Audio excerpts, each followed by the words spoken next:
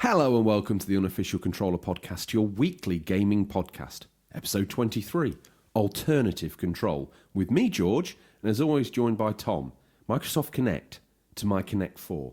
How's it going? Very good. I like what you did with the alternative control tile. Well, you know, that's... We're going to be having a look at... It's how we do things. And Tom, I've had a thought. Normally we go on this real long diatribe about what we're going to tell people's coming up on the show. Let's break it down. They want to stick around because coming up in the news, we've got some Resident Evil content for them. Mm-hmm. Coming up in the feature, we're going to talk about the history of alternative controllers. Yes. Motion control and all that jazz. Mm-hmm. Then we're going to bounce into listener Stingray, and everyone wants to stick around for that, to listen to the listeners' pickups this week. Yep. And then we crawl like wounded animals into the section that is Stingray himself, drives up the drive, tells everyone about the new releases coming out this week. Then we end the show the way we open the show, where you ask me and I ask you what you're hoping to play. And the start of the show starts with me saying to you, what have you been playing? I've been playing more Astral Chain. I feel like I'm getting quite close to the end of that now. I'm on 25 hours in. I heard it's about 20, so I must have done a fair few side missions. Big for a Game Boy Color game. Game Boy Color. Listen to him. I can see one over there, funnily enough. That's a Switch. Ah. Looks like the Game Boy Color. Oh. So you've been playing this Astral Chain. Let's find out about the LA Noire simulator as you described it last week, much to many listeners' raised eyebrows and split sides. And your anger. My furious anger. Is that part of the game elaborated anymore? Or what? Tell me. Yeah, so one of the legions, one of the the creatures that you can control. For this section, let's refer to them as Pokemon. No, they're called Legion. He mocks listeners, but he wishes he has this game. No. He's told me, off air. Oh, there's a substantiation of truth. Tom said it, so it must be true.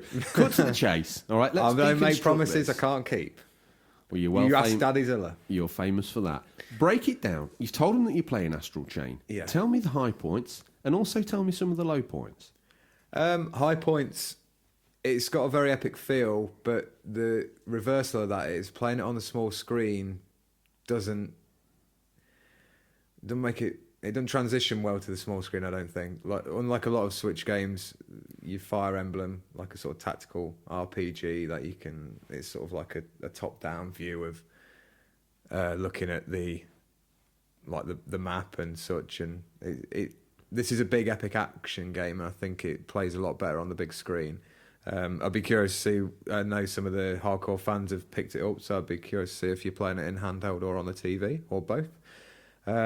Really enjoying it. It is in the top 10 Switch games you can get, in my opinion. Anything else that you've took a liking to? By the way, just rewind. Fire Emblem Three Houses, that's just lobbed in the lair pit now, is it? No, I will get back to that. I'm on holiday next week, so I'll spend some time playing that, especially if I finish Astral Chain.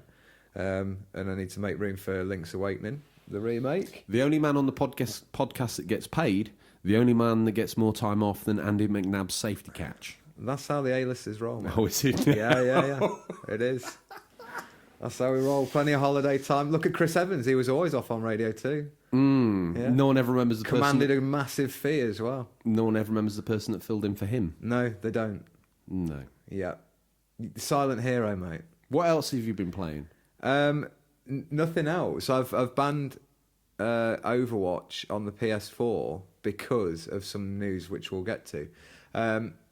Just going back to Astral Chain, I just want to quickly talk about the different legions on there. So you've got the Sword Legion, Arm Legion, like a Gun Legion, a Beast, which is cool because he can help with the investigating. There's something stuck in my throat. What? Like, I'm enjoying the Astral Chain conversation that we're having. But before we went into the Astral Chain conversation, you mentioned banning Overwatch on the PS4, and he's still reeling in shock from that. We'll get to that, don't worry. It's going to be covered in the news. Yeah? Yeah, it's in the news. Don't you worry. It's in there, as is your fireworks and confetti. Pyros, I hope. We couldn't afford those. Okay. Yeah, so we just bought some Roman candles. Awesome. Yeah. Yeah, so the Beast Legion, he can help track scents and dig up evidence if you need to. I do like the idea of these creatures that can help you out, and it's not Pokemon.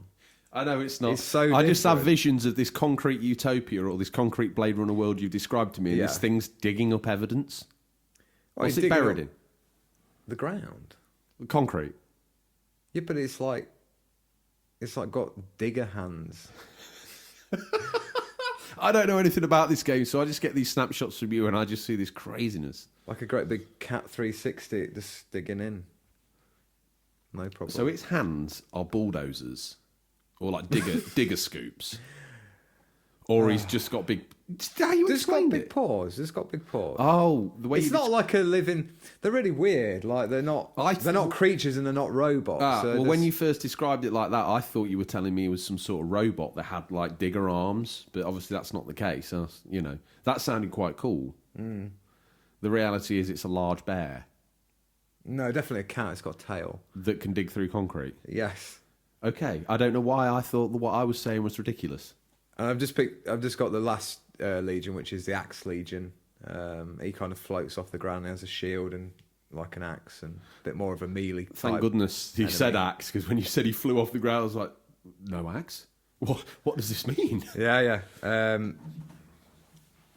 I think just buy it. It's good if you got a Switch, definitely. You've had a good rumble on it now. You weren't too keen on slapping a score on this bad boy. You willing to jump off the fence and get some splinters in that backside of yours? 8.9 out of 10. So it's better than Days Gone, is it? Yeah. Okay, that is. The side missions on Days Gone, I'm sorry, are not its greatest strength. But the actual main game is very good. Okay. Today's not a Days Gone. There'll be listeners going back to the Days Gone podcast going, wow, well, actually, on that episode... Actually, Tom talks a lot of twaddle. He certainly does. Is that everything you've played? Yeah, just Astral Chain this week. Okay. Keeping it simple. What have you been playing? Got there in the end? Always a bit nervous that you're going to just dive deep into the news. What Yeah. have I been playing? Well, I'm going to surprise you. I had a weekend away. Yes. In a nice little place that we go to, a retreat, like a cabin in the woods, and we took the PS2 because we like that.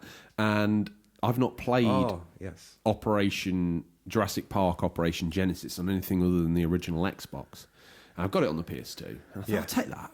And I took Resi 4, and I know I've played Resi 4 before, not through to completion, but like when it was newish. Mm-hmm. Now, obviously, it looks like quite an old game, especially on PS2, which out of the three of its generation, Is it a park simulator again? Jurassic Park Operation Genesis, yes. Yeah. Resident Evil 4 is like an over-the-shoulder camera. Yeah. Operation Genesis actually probably got the more play. 5-starter park, I got all the bits that you can unlock and poured more time into it than I should have done. Do you know what's still an enjoyable game? And from what I can work out, it's probably the equal as far as depth is concerned as the new one that came out on PS4. Because when I'd had a good go on it, I thought, I wonder what this is like on the bigger boy consoles. Yeah. And I did a bit of research, and the general consensus was it's okay, but it's not amazing. Yeah. And in my opinion, Jurassic Park Operation Genesis on the PS2 is okay, but it's not amazing. So are you... I think I remember, is there a Spinosaurus on the front of the box? Yeah, I think there is actually. Trust you to so remember it would have come out at the similar time to number 3 then, the film. I don't know when it came out. It came out, actually, it must have come out in 2003 or 4. Yeah, I'm trying to think when the third one came out. It just it made me think, because they put the Spinosaurus on the front of the box, so they were trying to tie in. And there's some other games I've been playing. I've been, like I said, Resident Evil 4. Let's talk about that for one moment. Okay. Because I spoke to you about it on the phone this week, didn't I? Yeah. We were talking about when it originally came out, how amazing the graphics were. Well, you tried to tell me that, yeah. And you sort of didn't have that impression of it. Obviously, now you're seeing it later on. I think that, obviously, like I said, I've played it before, but definitely not at launch. I don't know what machine it was that I played it on. Maybe Cube. Yeah, so it was on Cube, PS. It's had so many re-releases. It was on as Cube well. first, and Yeah. I personally feel at the time I did have a Cube kicking around. I think I probably picked it up, Yeah. but never really put that much. I remember you saying you were, when I got it originally, you were like, I don't like the way they've gone from the fixed camera because it takes away some of the suspense because you can see them coming at you a lot easier on Resident Evil 4. But to me, it was more action orientated. The first Resident Evil I've played, I got it on Cube, and it is my favourite game on Cube by quite a long way. Yeah, okay. Well, now all the magic has disappeared, and it's a game to be criticised like other games. It's feels like a broken light gun game. You get all the different villagers queuing up to slash at you. Yeah. Okay, level 1, they just all stand in a line, and you go bam, bam, bam. You work through them. Then they get a little bit more advanced, so they put baddies through to you that are more bullet sponges, and they soak up bullets, but they literally just queue up for you to shoot them. And then a little bit later on in the game, they get given a little bit more AI, and they start sort of weaving in a strange dance mode as you're about to shoot them. And as I said to you on the phone, when someone does that the first time, that's like, oh, that's quite clever. When two baddies approach you at the same time and do it like a dance, it looks ridiculous. Well, I think they were probably aiming for like a resource management style of like make sure you've got enough ammo to fend off these enemies. Because I remember there's a mission set in a farmhouse where you're holding off you and another character are holding off waves of enemies, and I did find that really good. It felt like I don't know, Assault on Precinct 13 style, or sort of what's the Day of the Dead and things like that. Yeah. So rightfully so, it's probably not aged quite as well, and your light gun reference there is quite interesting because I rebought it on the Wii, Resident Evil 4, and it had like the motion control aim if you wanted to, and it does lend itself to that a little bit, but I know what you mean. It's a bit like shooting ducks in a barrel, isn't it? Yeah, when I played it with the controller, the only thing that added a level of difficulty to the game, as far as I was concerned, was just the lack of sensitivity of the controls. They were messy. You would swing all the way past the character you want to aim at, then you've got to drag the cursor all the way back round. That red laser dot, you can't sometimes see it. Sometimes it's painted on someone if they're at a distance, but you can't tell. And again, I'm nitpicking. This game's, 15 years old? Yeah. So, fair play to it. It does still look pretty good in places. And at the time, it would have looked incredible. Well, it's certainly set the standard for a lot of over-the-shoulder games, hasn't it? Action games, Gears of War being one of them. Well, the other game... Future Resident Evils. The other game I played... Yeah. Which I've poured some time into on another machine.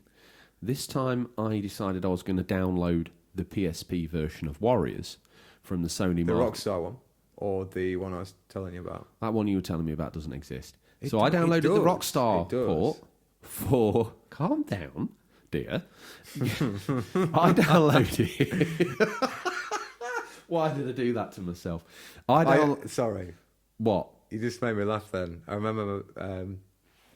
my mum telling my brother something once, and he just turned around like that, like you're certain in your head, it's like, I know my own life. I know my own life. Yeah, that's going to be the answer from now on. I know my own PlayStation Vita, and I took the time to download the PSP port, which you can download a lot of PSP games on the Vita Marketplace. And I downloaded Warriors to play. But you know what? It runs so well on the PSP. You can suspend it any time as well on the PSP, which you couldn't do on the other one. And the game has been changed to work on a portable console because every time it goes into a loading screen, it goes into an autosave. When I played it on PS2, I remember there being an awful long amount of play time before you could save. That's the killer of a portable game, because if you get on the bus and you're trying to get off and it's like, don't turn me off because I haven't saved. So, like the Switch, there's a suspend mode where on the Vita, you can just Yeah, and you could on the PSP, but it wasn't as. There's no way you can like turn it back on easily, and I don't know. It's in your pocket, and you catch the PSP maybe, but the Vita's Yeah. like no. It's when you lock it down like that. Yeah. It's just in chill mode, and you need to swipe the screen to open it back up again. First of all, you need to press the PlayStation button like you would on the controller. Yeah. Then it kind of comes into life a little bit more, and it displays the screen, and then you've got to swipe the screen down to get back into the Vita. So, how do you feel Warriors holds up now? It wasn't that long ago I was playing it on PS2 and having a Yeah. thoroughly awesome time. Were you playing co-op or just No, single? just on my own. And I'm sorry. And then the PSP or Vita version that I've played, Yeah. I actually think is a finer work of art. I think it actually plays better on there. Yeah. It's when you steal the radios and you wind in the controls round, it feels very Liberty City. No, what was It's it? a long time since I played GTA it. Chinatown. It feels very like that, when right, you're okay. smashing the glass Yeah, and yeah. you're getting the thing out. And again, it's all sort of using the controls, but it looked good on there as well. You know that opening menu of the Warriors where it's the neon Wonder Wheel. big wheel, yeah, and you can see it in the wind. And then it sort of rolled through the video, which I think is like using PS2 assets, and they're using it as a cutscene in the game. It all just looked great. And the Vita screen made it absolutely pop. Yeah. So I'll put some more time into that. Yakuza, before you ask, I've not played it. I don't even know what it is. We're good this week, aren't we? Good boys. No Yakuza, no Overwatch. We managed to fit them in anyway. So in a way, we say we're not going to mention them, and at the same But we time, have. by doing so, we do. Anyway, that's got to be the longest what we've been playing for a while. But 25 hopefully minutes. you I'm joking. Don't panic. Tom, it's time for the news. One of the reasons why people turned up, we gave them the little preamble. We said there's going to be some Resident Evil news, and they've all hung on to this point. We've scoured the very darkest region of the internet to bring you the latest stories. First up, I'll take this. Go for it. All right. Seeing as we're on topic with Resident Evil? Seeing as I have to give you like a king's speech at the end, if I don't take this first one, you're going to read all of the news apart from the fluff piece. So, Evil Rises. Project Resistance is the new title from Capcom, set in the Resident Evil universe. The game is set to be team-based survival experience with co-op gameplay for you and 3 others. Interestingly, the zombies and other enemies appear to be controlled by another character in a room, pushing buttons, levers, and at one point puts on some electronic gloves that appear to control a dreaded robotic version of the Tyrant. Could this other character be a playable one? With you trying to take out 4 of your friends? Will we get to find out next week, Tokyo Game Show, where a gameplay demo will be shown? Tom? That was expertly written and expertly read, I must say. Okay, well, the backslapping probably safe for off air, but thank will. you, I'll take that. What's your thoughts on that? Because what we do here is we read out a news section and we think about how that's going to be important to the listeners, and we try and break out the bits for them to worry about. So I watched the trailer for this. Not seen it yet. No, it looked quite good. I think when people heard there was like a Resident Evil trailer or news coming, we're all hoping for like the next entry in the main franchise. But this looks to be a. Do you think an this left offshoot them of that. feeling a little burnt out? Like, oh, is that it? No, because What's the consensus down on there amongst the geeks? I guess it'd be nice to have a co-op sort of title. Mm-hmm. And the idea of maybe it's going to be a bit like that Predator game they showed. You've never played Resident Evil 6? I played 4, 5 and 6. Those 2, 5 and 6, were co-op. Oh, of course they were. Again, Sorry, I meant like 4-player, very... I just lob it out there. Yeah. But yeah, It's you think, is this multiplayer there, based. so we can break this down to the listeners, maybe the PC listeners in their thousands. Yeah. Is this more a Left 4 Dead style game? It did have that impression in the trailer, doesn't it? I haven't seen it, and I know I'm naughty, but I've been away. Left 4 Dead was great, 1 and 2. Yeah, it was a good really game. Good. So hopefully it takes a few notes out there. Interesting, the idea that it's going to be a bit cabin in the woods, possibly, with like an overseer controlling all of these enemies. Yeah, that's quite cool. Yeah, If that I was thought that's player a nice control- way to take it, like just do something different. Well, as I'll always say, playing devil's advocate, Capcom could have done something different. Did it need the Resident Evil name? That's a good point. I suppose, obviously, in the trailer we see the enemies and we're like, oh, that's a so-and-so, that's a so. We know it's, Yeah, but it didn't have to it's be, safe. did it? It is safe. And I like the idea. I just wonder if, branch... Because we've had games like this before that never succeeded well because they were branded as, like, not very good... Do you remember Outbreak and Survivor? Yes, yeah. They were okay games, but they never really got the sort of fly they needed because they were always viewed through the lens of, is this a good Resident Evil game, yes or no? Well, no, it's not. That's a good point. Like, it would take some of the pressure off, wouldn't it? I think people tend to back new IPs a lot because... Going quickly back to Astral Chain, people are waiting for Bayonetta 3, and they're like, listen, Bayonetta 3, oh no, let's give it a chance, it's a new IP, it's done really well. I think it's probably a topic for a feature one day, but like, taking those big risks is a big chance on even a large company like Capcom. So... There's a lot of money to lose nowadays, and I think that worries people about putting out new ideas. Okay. Well, before everyone at Capcom goes out and commits Harry-Carry, which is the correct term, on their sacrificial swords, you got any other news? You got some news yourself? I have, yeah. What you got? So, with the recent Nintendo Direct, SNES games are now available for the Switch, but only to those of you who have a Switch Online subscription. James worked really hard on the headline. Don't think you can go in and out without reading it out. SNES on the go-go. I like that. Do you like that? I do. I was trying to think of when I wrote that what it meant, but I don't think it matters. it doesn't matter, does it? No, just give him his piece. I will. Like the NES games before, Nintendo decided to share 20 classic titles for us to enjoy. This includes Super Mario World, Super Metroid, Legend of Zelda: A Link to the Past, and a few more obscure titles such as Stunt Race FX. Did you ever play that back in the day? Of course I did. I think I've bored you to death about how my friend got it and had to get he got an import. Oh, yes. And he got an adapter and you had to clag another game in the back and clag this thing on top. Yeah. And I think he'd spent quite a lot of money to try to convince me and everybody else that it was okay. Only okay. Yeah. And the game was average at best. But with this news, sadly, new SNES titles won't be released every month, but Nintendo did promise some will arrive at random points in the future. Well, that's classic Nintendo, isn't it? One step forward, two steps back. I thought they promised all these were coming out. They went down and so gave you their word, Tom. No, I've been up to see how Shigsy, and he's backtracking real fast. All right. One day we'll get him on the show, won't we? Well, he's your mate, so you get him on. Yeah, I'll have a word. Yeah. So originally they do the NES games like they do one or two a month, I think it is. I've never paid much attention to them because I didn't have a NES and I'm not overly fussed about playing a lot of them. The SNES I've got a little bit more interest in, and there's a few titles on there I want to try. Is it called Demon Crest or something? A spin-off of Ghouls and Ghosts. Oh, I don't know. I'm not big into that franchise. It just looked quite interesting. I'm curious to see what other titles they're going to bring for the SNES, really. They seem to have covered most of the main sort of first-party stuff already. With those. Are there only 20 good first-party games for the SNES? Yes. Well, they're not all first-party that are on there now, but I think, obviously, licensing issues are going to cause some problems with some of our favourites, Super Star Wars.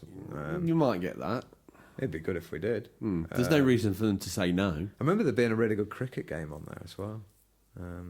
But I doubt we'll see that. I was going to say, Tom, pick They've something that's got a chance. Like, Yeah. I'm going to write to Nintendo and complain that we're not getting Fred Dibner's Steam Rally on the SNES. Like, that's going to be a worldwide hit. It would be in our eyes, wouldn't it? Oh, it would. God bless Fred. God bless Fred. Is this the third part of the news? Sorry, I'll just go back to that.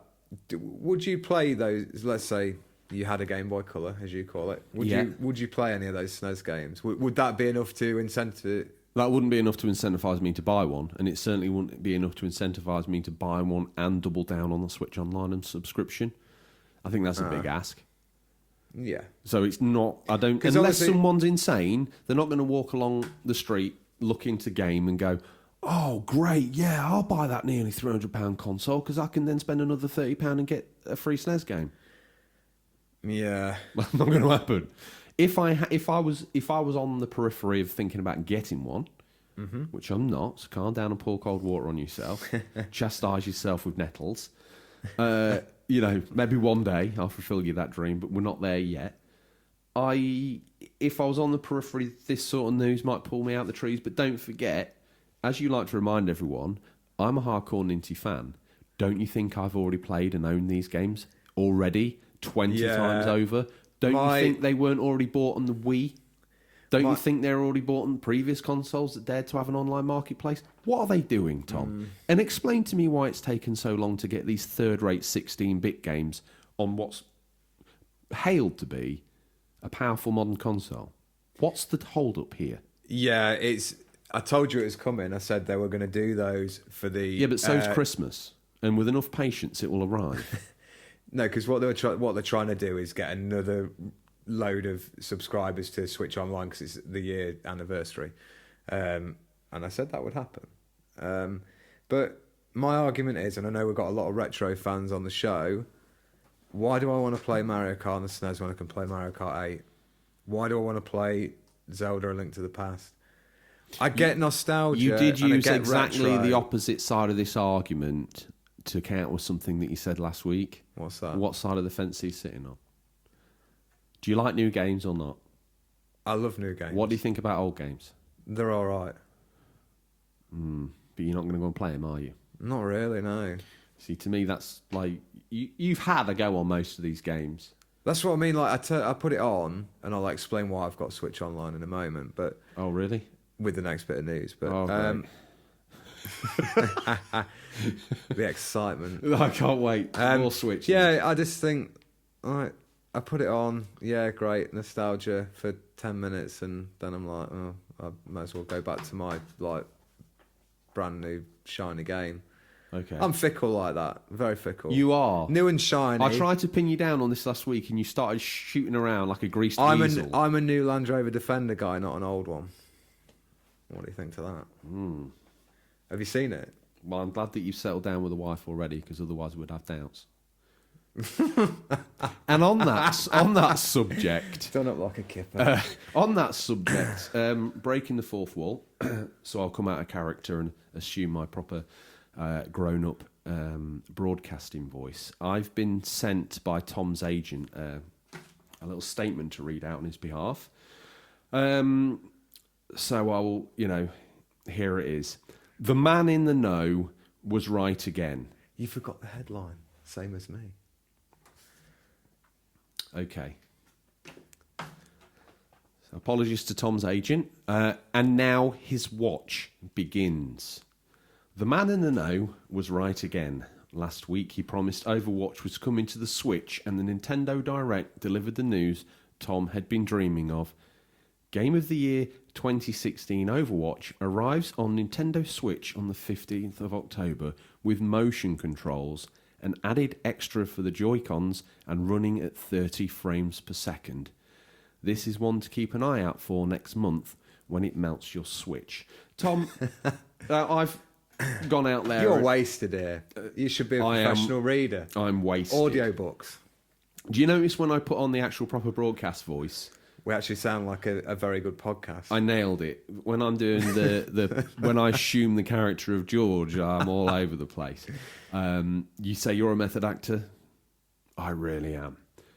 What do you make of that? Like, well done, by the way, and thanks for Tom's agent for sending in that very scripted statement that legally I wasn't allowed to deviate from, though I did add about the Switch melting because I couldn't help myself at the end. No, it's certainly going to push it to its You limits. were right again. But is the Switch going to be able to run... Now, I know you're going to get up and draw your Hyrulean sword and threaten me to a duel outside. I'm not daring for a moment to imagine that I'm mocking the Switch in any way. But are we to assume that Overwatch on the Switch is going to support cross-platform play? No, it's not going to. They've come out and said it won't support cross-platform play at the moment. Maybe something they'll do in the future, but as far as aware, Blizzard have said no, it's not. Which is probably a good thing, because if you think the game's been out since 2016 on PC, PlayStation 4 and Xbox, if you go up against someone with a mouse and keyboard, you're in for a world of hurt, and you're there with your Joy-Cons trying to do... Well, PS4 players and Xbox players play Switch players, PC players? I don't know whether they can. You'd imagine Xbox definitely could. Yeah. I haven't researched anything about the game because I have no feelings for it one way or the other. I believe some people obviously play it on PS4 as well. Some people play with mouse and keyboard on PS4. Let's suppose so. Yeah. I've never really seen the point, but that's up to the individual.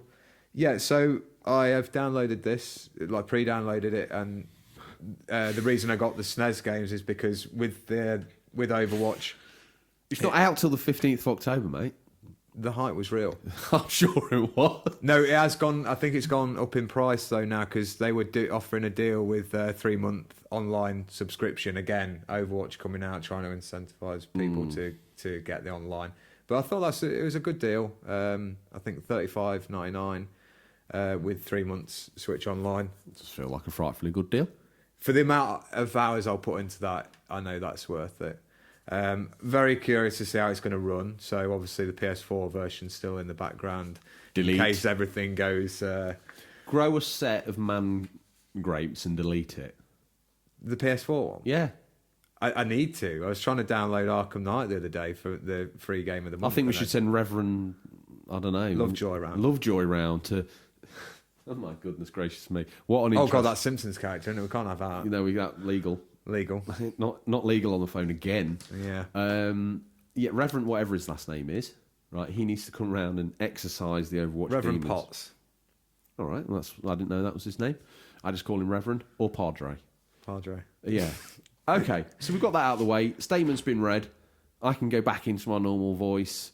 The legal part of that bit that we agreed with your agent is complete. Are you happy? Yeah. Has that read through I'm been to your very happy. satisfaction? Yeah. We haven't said much more about the Nintendo Direct because it is almost old news now.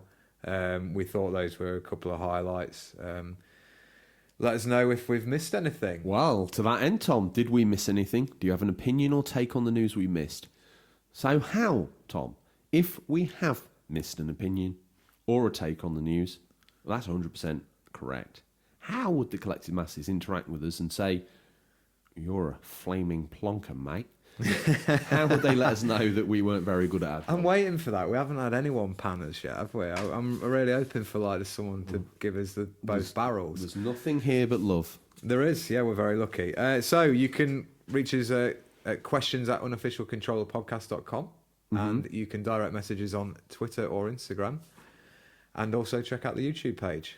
While we're on the subject... Oh, hang on a minute, No, Tom. we're not doing YouTube. The show started. Lord Ponsonborough's in the high chair. I was just about to get to that. Oh, well, Don't tell you me. worry. Tell me.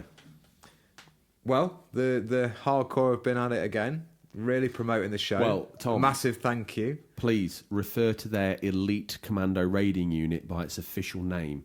It's The Inglorious Bar Stewards. Unglorious Bar Stewards. I was thinking, Lord Ponsonbury's up there. He's like, the show's living or dying. We have to keep him happy on a minute-by-minute basis at the moment. We've got one more week of this to run.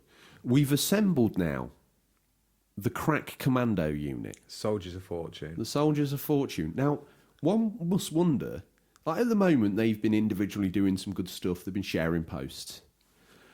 Let's step our game up.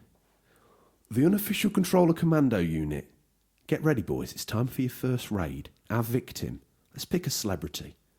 Ross Kemp. Or another one. Let's think of a gaming celebrity that we can hound. The Unofficial Controller Squad unit can go, DMs, retweets, absolutely abuse them with Unofficial Controller tat to the point where they get furious. Jeff Keighley. Who's that? The host of Gamescom, and he does a lot of big shows. There's a Game Awards. Okay, he would be a good. So what target. we're saying, so we're He's your target. We're not picking a third-rate British celebrity who used to be in EastEnders or Emmerdale or any of that. We're going straight to Jeff Keighley. If you asked for a gaming, we could go Cliffy B or I don't know. I don't know. Is Jeff Keighley's what came out your mouth?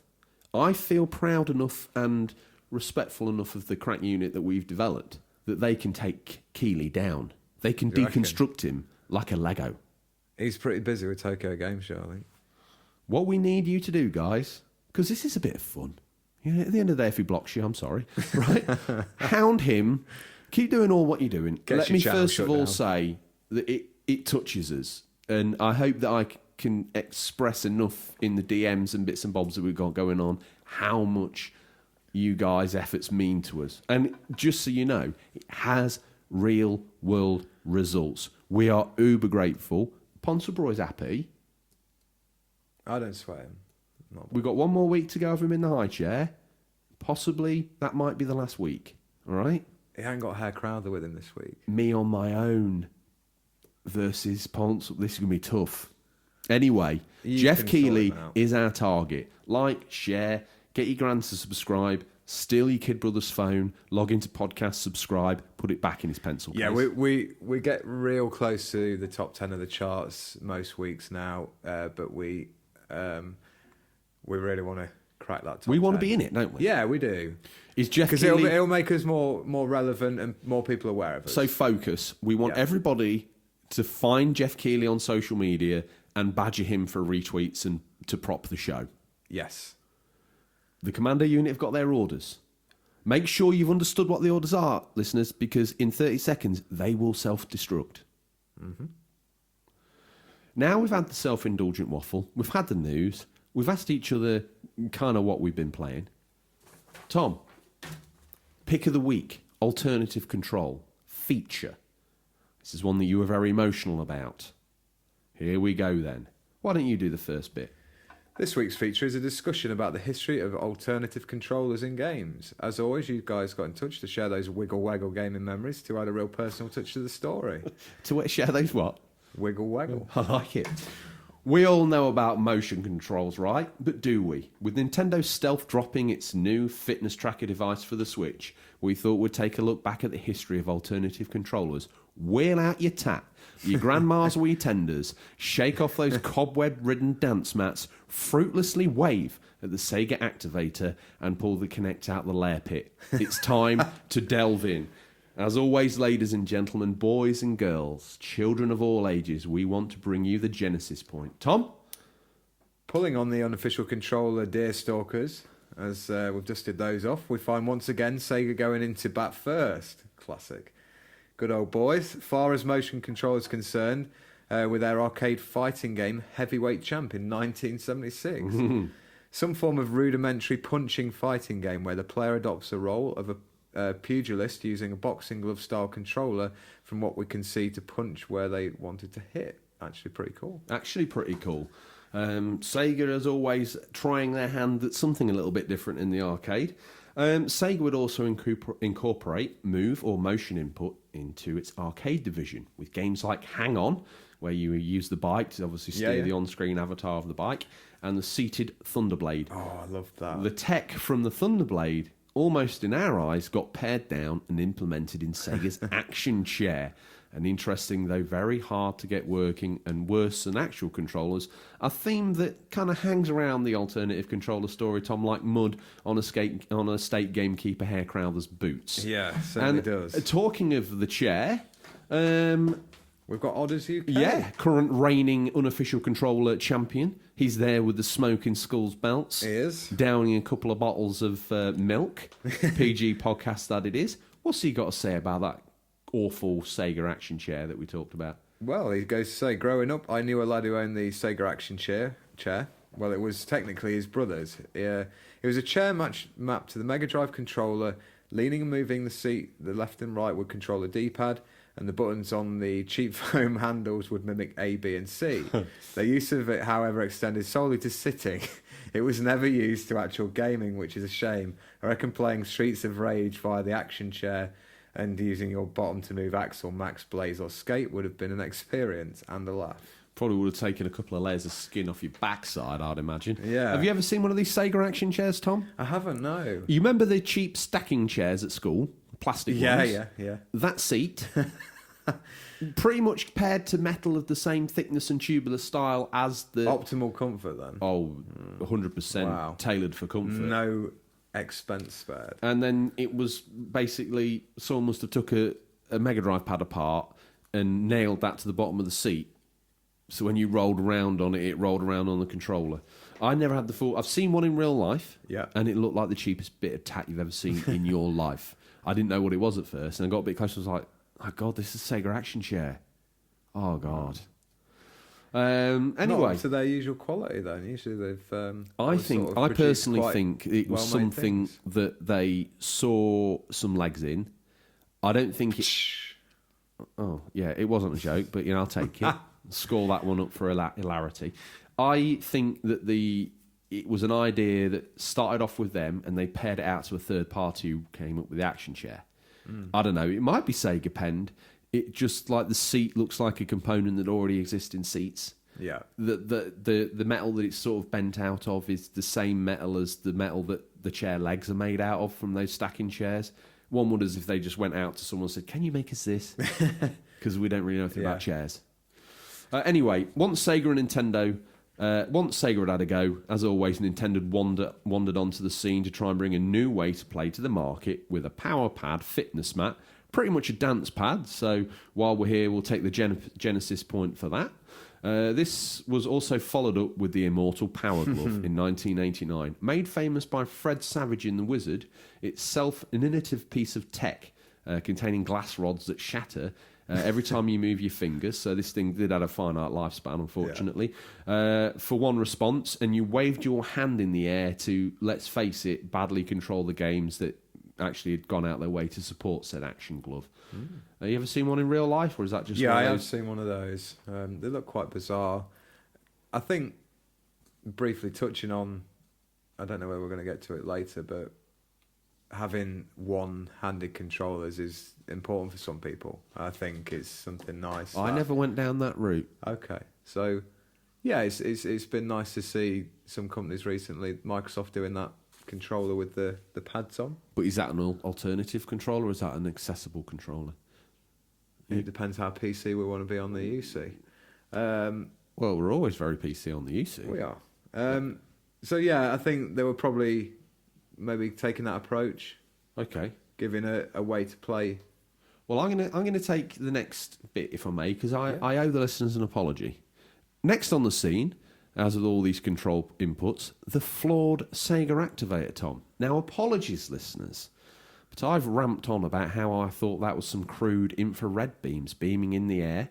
But get this, and without ripping one apart to prove it, Tom, and if one of the listeners has got one of these fine devices, I implore them to rip it apart. The Sega activator, which is a way of interacting in a 3D space with a fighting game. We've talked about it before. On the Mega Drive I imagined it was just infrared beams firing up out the floor and you could put your hand through them to break them. I was wrong. It's actually the light harp invented by Asaf Gurner, being released for the Mega Drive or Genesis, if you prefer, in 1993. It could read the player's physical movements and was the first controller to allow full body motion sensing. However, it was a commercial failure once again due to its unwieldiness and inaccuracy. Tom, I think you've got someone there who's had some experience with the Sega activator. Yeah. Happy Joysticks has chimed in. Thanks for that. How about we talk about the one in your picture, which was seen on the post on Instagram? That's right. Someone having a crane kick in a Sega activator. Good luck with that. My brother and I saved up our money and bought the Sega activator after seeing some commercials where they suggested you could do fighting moves and that would translate into on-screen actions for Eternal Champions. Well, after settling up, calibrating it and watching the instructional VHS tape, we quickly realised this was nowhere near as cool as we thought it would be. Once we started playing, we also found that the best way to play the thing was to sit or kneel in the ring and just wave your hand over whichever sensor you needed to. It was total junk and it was soon packed and put away to never be used again.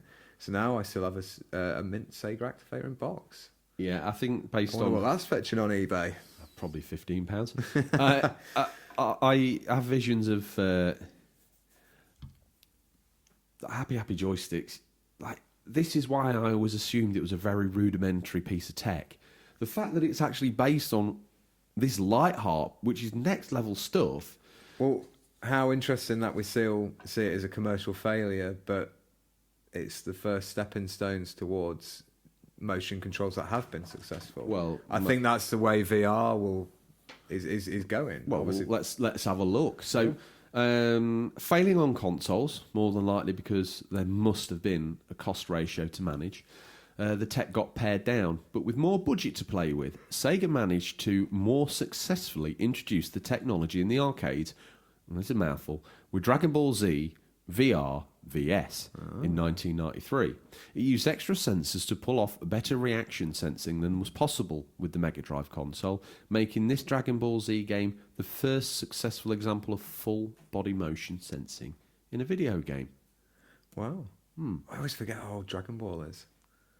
That was 1993 getting an arcade game, so around in the 80s. Another early motion sensing device was the Sega VR headset, first announced in 1991. It featured built-in sensors that track the player's movement and head movement. Though it was never officially released, similar VR machines by Sega were demonstrated at Sega World Arcade several years later. Sega weren't quite done with motion controls, and with the arcade and Dreamcast games Sega Bass Fishing and Samba de Amigo with their unique control methods. And in chiming in, we have loyal new, well, not new anymore, deeply part of the family, and probably just got themselves promoted into the unofficial controller Commando Squad. But Eslo and Midner says, is there a better novelty controller than the Samba de Amiga Maracas that came with the game on the Dreamcast? I played a lot of that when it came out. What an incredible game. There's never really been anything else come close. The version on the Wii was okay at best. The remotes did a job, but not as precise as the OG Maracas for living out your dreams of being Ricky Martin in a Rio de Janeiro nightclub. The Dreamcast also had the Sega fishing rod, which could strangely, and fact here, Eslo Midner, be used quite well as a sword in Soul Calibur. Did you ever diverge into that and have a go on that, Tom? I haven't, no. Well, dig out your Dreamcast. You had the Sega fishing rod, didn't you? Yeah. On the Dreamcast, yeah. I mean, you are wildly swinging this thing around to get any action in Soul Calibur, but it does kind of work. So, we'll take that. It's in the Dreamcast community, it's well known you can have a game of Soul Calibur with a fishing rod. On the subject of the Sega Dreamcast fishing rod, Doogie McBain's been in touch. Oh, another father member of the immortal 2-year-old. Game Boy Matty is the... well, actually, we're going to get to this, but just in case we don't get to it, guess which loyal listener's birthday is, I believe, by the time they hear this, today. Happy birthday, Devin Zilla. Yes, Tom. I do my research. Good lad. Well done. Yeah, happy birthday, big man. Yes. And enjoy your day. Or evening as it is now, probably. Thank you to all the family, the Zillas, for listening. And we'll get to that because I do believe we're going to get to peruse some of Devin Zilla's fine birthday presents. Excellent. And gaming pickups from the week. Yeah. So, back to Doogie McBain. He goes on to say, how about that Sega Dreamcast fishing rod controller? Used to love using that with Sega Bass Fishing. I spent hours at a time playing this with a friend trying to get the biggest catch of the night. Ironic that we grew up in a village. I love this. I read this the other day. Ironic that we grew up in a village on the river where every house was granted a free fishing permit, but that would mean going outside and getting fresh air. No thanks. I think that's up there at the moment. Gas gamer problems, that is. Yeah. What are you doing? Fishing. You do know. It's the sort of thing your mum would say. You do know we've got a fishing licence and run on the back gate. Like, yeah, but it's no way near it. Yeah, but you know me, don't you? What happened when I got Red Dead, and you know how I like to live the games. I remember being up. I don't think this is. Remember being up Scaffold Pike, and you going, "Are you climbed up that mountain to be like Breath of the Wild, Legend of Zelda?" It's like, yeah, exactly. But I don't think the fans play the game, live the game. They don't know. They don't know about this. So at some point in time in the near future, Tom, you're gonna have to let them know the full story of the whole shenanigans with you living the life of the game that I'm currently playing. Yeah. Yeah. So thanks for that, Doogie. Big fan of the Dreamcast fishing rod controller myself, and I love a bit of Sega Bass Fishing. Believe it or not, as hardcore a fan of the Dreamcast I am, not back in the day nor since have I owned the Samba de Amiga control set. I played it, I think it must have been in the arcade, because I think I played it there. Great game. And as for Doogie, you know, can't fault you, mate. Why would you leave your front room in the warmth to go outside and shiver and catch a nasty pike that's going to spear you with its nasty bits and just generally be a disgusting mess on the floor? Let's have a look at this. Konami later made significant strides in the arcade. Their Bimini line of arcade music games revived the arcade popularity of motion control with the likes of Dance Dance Revolution. And Tom, let's face it, who hasn't played one of those? Yeah, certainly. Was that an admission by you, or you played one? No. Which is it? Yes or no? Have you played a DDR? I'm doing it again. You are. I've not played one. That's the sensible answer I would look to from you. You've never played a Dance Dance Revolution game. You've not even had to go on a dance mat in your house. On one PS. of the fold-out things. I don't know what it was for. All right. I thought it was a bizarre game of Twister. So you've played. Well, it's a PG podcast. You better leave that there because I think I know that the night you're referring to. Oh, that was Rock Band. I don't know if you remember that story. No, well, just so you know, you probably need to keep wet wipes near your gaming peripherals. Ozcat's chimed in. He says, my favourite obscure controller is my Final Fantasy X2 twin bean gun controllers. They make gaming incredibly hard. Good old Ozcat. Though my favourite old controller story is when I was in high school. I had a challenge amongst my friends to be the first person to beat Inferno on the hardest setting on Soul Calibur. I won by using a Dance Dance Revolution pad and using Yoshimitsu, two things that should never work. But yeah, that's my story. That's Another great comment, yeah. Good work, Ozcat. Yeah. Do you want to pick up on that next bit? The 2000 light gun shooter arcade game Police 911, which used full body motion sensing technology via camera to detect the player dodging and taking cover, which are fairly accurately reflected by the player within the game. I do remember that name, but I can't picture the game. Oh, I don't think you would. It's pretty standard fare, to be honest with you. I don't think it stands out, but it was the first one to bring that sort of tech in with the camera. So cool. we had, as James said, work experience boy, right to the script. It's a solid point. Well made. Let's leave it in.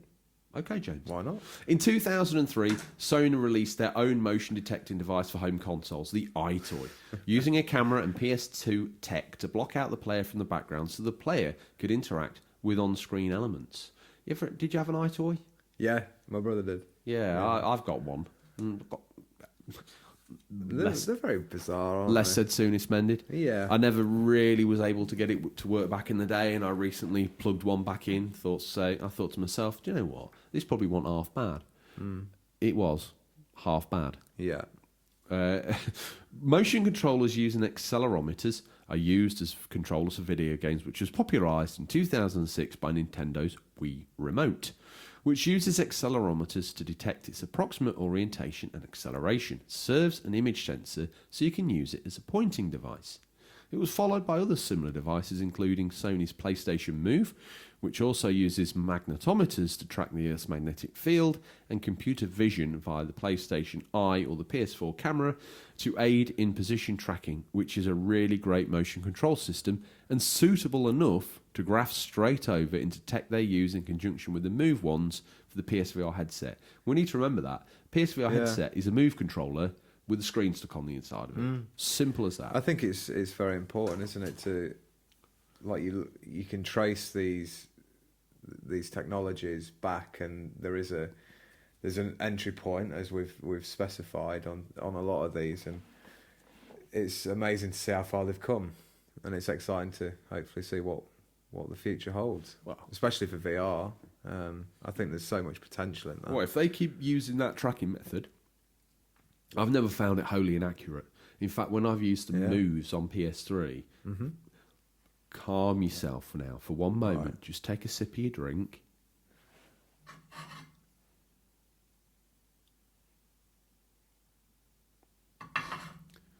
The Move ones are way better than the Wiimotes. Breathe. What about a Wii Motion Plus? I've not really directly compared the two. There is quite a good difference between. But the PlayStation Move straight out the bat without bolting a dildo to the bottom of it is pretty good. Yeah. That's us ticking the explicit lyrics. I think get away with that. If you're wondering what that is, it's an add-on for the Wii Remote. It is. You don't need it though. No. You don't need that in your collection. And don't get any pickups on those either. You don't want second-hand. No, you don't. No. Tom, do you want Finster Gamers got in touch? We better move Finster Games, we had. I think we've put ourselves into a literal dead end with that line. You'd want to read his first comment out, and I think it's only right and proper I'll read his second comment out. Vince the Gamer, I love the novelty of instrument controls for Guitar Hero Rock Band. The one for Guitar Hero on the DS was very strange. It's not the easiest thing to play a guitar the size of one of your hands with both hands. For an extra challenge on any game, plug in an instrument. I believe I heard about a guy who finished Dark Souls on the hardest difficulty using a Rock Band drum kit. Good comment. I mean, that's insane. Yeah, I have heard that story. And I think it's a true fact. Have you ever seen one of the DS controllers for the... I haven't. No, when he mentioned this, I was Googling the image of it. The sort of thing that Gotham have got in their tap box upstairs for 10p. It's a shame. I think it was a good idea if you've got a DS and you're on the move and you want to... If you really have to play a Rock Band or Guitar Hero game, I guess they've got you covered. Yeah. To be fair, if you can't hold off looking like you're playing a digital ocarina, but no noise is coming out on the bus, I think you're probably best holding off until you get hold of the real Rock Band instrument. But he's got another comment, Tom. Vince the Gamer, it goes on to say... It would only be right and proper that you read his first comment, listen, and I read his second comment. Okay. Careful. Go for it. Hand him a loaded gun. First thing he's going to do is shoot you in the foot and deny you even knew it was loaded. Let's face it, the best controllers are the unofficial controllers, and it's what you do with them that counts. I came up with that. Totally didn't steal it from anywhere. I heard he's using that tagline in his shop as well. He probably... As if Finster Games wasn't already a hotbed of iniquity in the town. Him shuffling things out the back door to Stingray. If he's stealing our taglines, Finster Gamer, challenge you to a duel. This is a glove. I've degloved myself. Either side. Is it the Nintendo Power Glove? I don't want to challenge him to a duel Nintendo Power Glove, Tom, because I want to face him alive. I don't want to knock him out with a 6-ton glove. Is it like Thanos' gauntlet? That's what the Power Glove's like, yeah. You don't want to get smacked around the chops with one of those. No, I'm taking off a delicate gentleman's glove and I'm slapping it either side of Finster Gamer's face and I'm throwing it on the floor and I'm saying, if you use that in your shop, challenge you to a duel. Any game, any console. Just set myself up for a big lose. Finster Games awesome games. And I'm average at best. But, you know, it's our property. I'll defend it. You take the next bit, because I'll do the listener. Okay. It's a good one, that is. Other systems use different mechanisms for input, such as Microsoft's Kinect accessories. Only right and proper I read this one out. Name and shame. Which uses a combination of infrared structured light and computer vision in the Sixth Sense True Motion, which uses magnetic field to determine position. That's my rape alarm. Just back off, Tom. Determine position and orientation. Unfortunately, pared down so much from the prototype, when it made it into homes, Tom, it was terrible. Now, I went so far as redesigning my whole lounge stroke gaming room around the Kinect. Light entering the room, making sure it's obscured, positioning the console in a totally different place, removing furniture from the room, rearranging where the sofas are, rearranging the whole gaming area. And after you go deep, don't you? Well, I thought it was because the room wasn't right.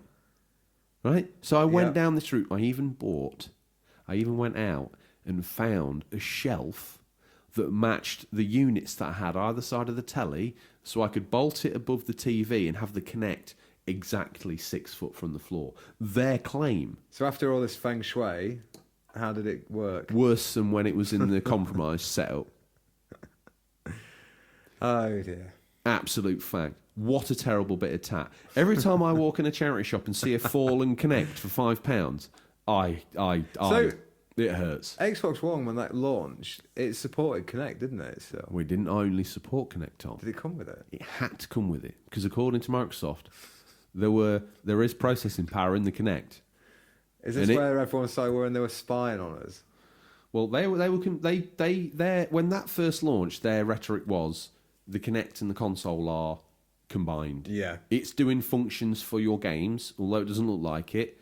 But then all of a sudden, to hit a price point, the Kinect disappeared, Tom. And I don't remember that console being unable to play any of the launch games or any games for that matter. So Do you feel like it was abandoned too early, or do you think they should have supported it more like the VR? No. PSVR? What I don't like being done is lied to. I call down Mr. Gates and I say horse poo. Don't you lie to us like that. Don't you lie to us.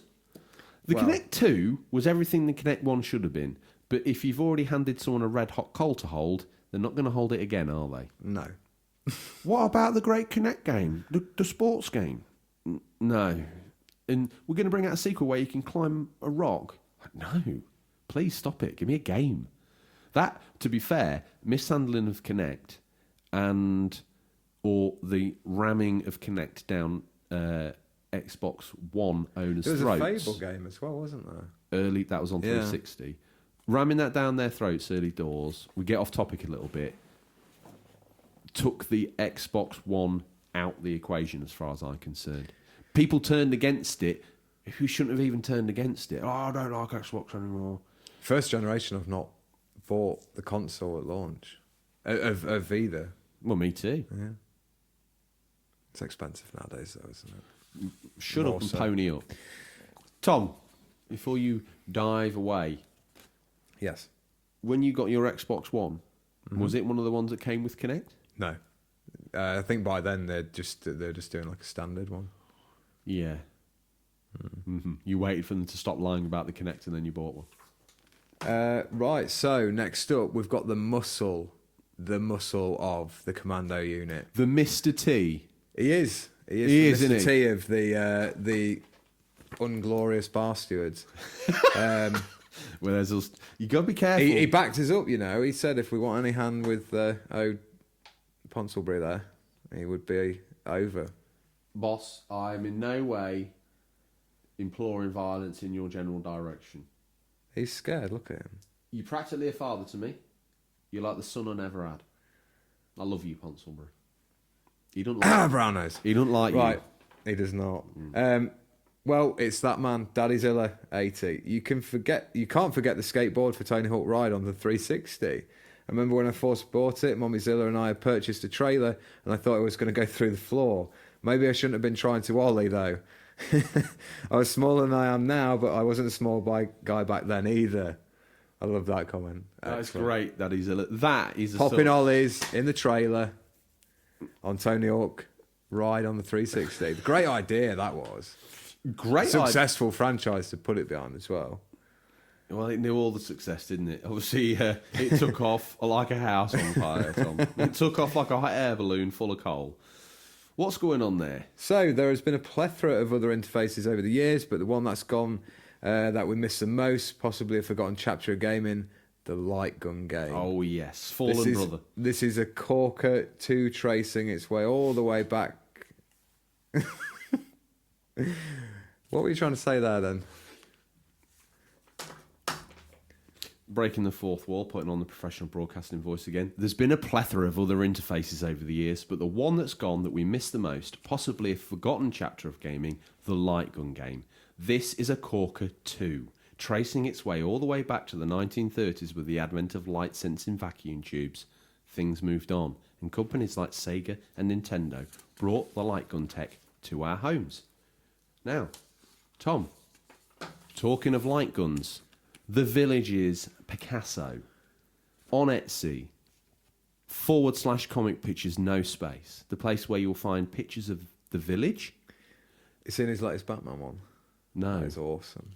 It's very good. Actually, I suggest you look at it. Is it the Joker Batman one? Yeah. I did see that. He's incredible. Comic pictures, the village's resident artist, Adam the artist. Tom, do you want to take him or do I take him? Yeah, I'll go. I'd like to mention light guns. They started off really, really bad, like the one for the NES. Duck Hunt was proper poop. He calls it another name there, but we can't read that out. We can't. We have to find humour without swears. It's hard. It is very tough. We actually used to pay £5 to rent a NES from a video shop for that tosh.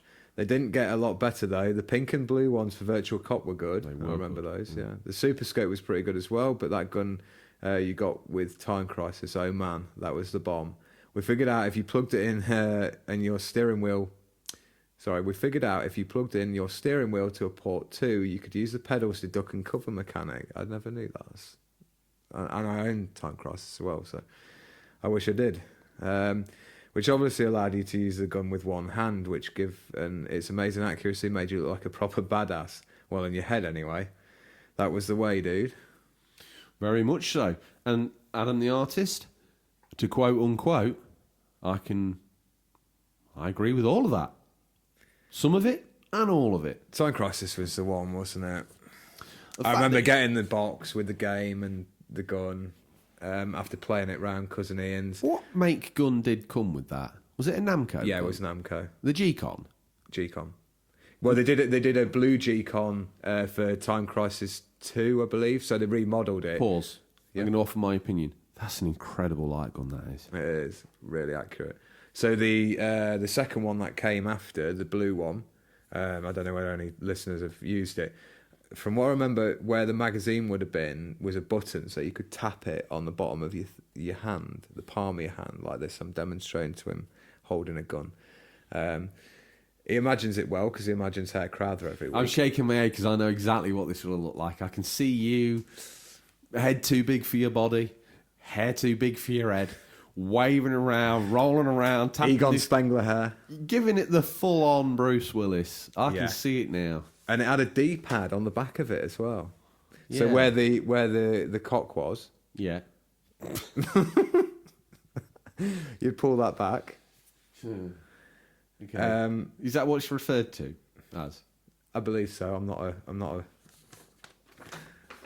You- a handgun professional. Obviously not. Well, But yeah, I remember playing that G-Con. remember playing with a cock on your G-Con? Yeah, yeah. G-Con, do you? Yeah, I Um, bet you do.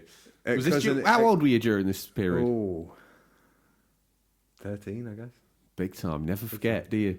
No, I think that's about right. I It was on PlayStation. Yeah. So 13-year-old playing with that. I mean, maybe 12.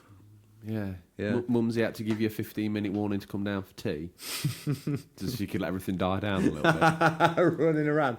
So I played that for the first time on a small, like 12-inch TV screen, whatever, at Cousin Ian's, and it's like that close away from the screen, and we're like, and we thought we're amazing, but when you think about it, would have been a lot better if we were stood further away. It almost felt like cheating being that close to the screen. Well, we didn't get to talk about these specific, and we're a little bit off topic, so I'm putting my finger in the script so I don't lose where we are. But I have had a Sega Menacer and a copy of Terminator 2 for the Mega Drive.